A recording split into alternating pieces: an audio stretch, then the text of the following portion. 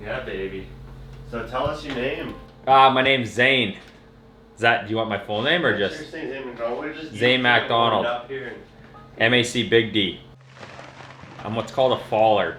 And when I tell people that, usually I have to explain after that I cut down trees for a living.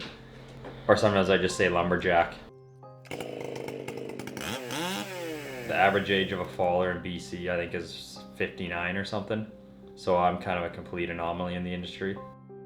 It was pretty slow for a long time. When we were younger, like Hope is a logging town and there's lots of work, and that's what most of our friends' dads did, and then the industry kind of died off, and then just in the last, I guess, 10 years it kind of picked up again.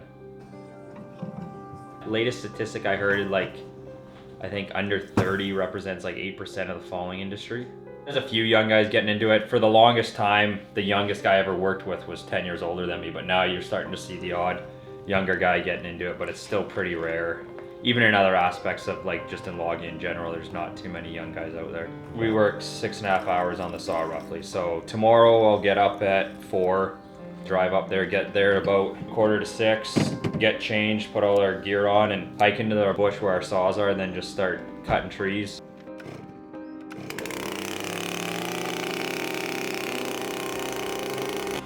It's typical, like, a couple guys get killed every year.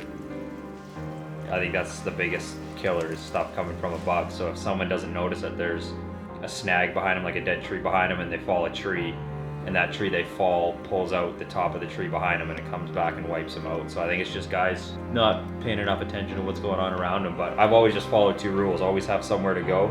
So if shit starts getting haywire, you can get out of there and just keep your head up, because they say death comes from above. So as long as you know what's above you, then you should be able to get out of the way if something goes wrong. Like a lot of the older guys, they all know people that have been killed. When we were going to school growing up, you'd hear about our buddies' dads getting killed. I'd say I enjoy the physical part 80% of the time.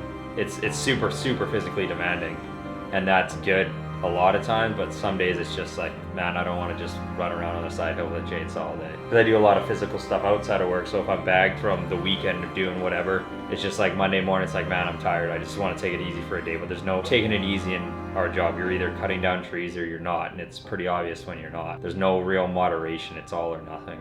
The biggest issue is I have the saw on the left side of my body all the time, so that's 25 or 30 pounds on the one side of my body for 6.5 hours a day, so that kind of pulls everything out a little bit. I know it's not going to last forever, but for now it's not too bad. Who knows what's going to happen in the next couple of years in falling and logging in general. There's no one really young getting into it, and these guys are going to retire eventually, so the next 5 to 10 years could be completely different.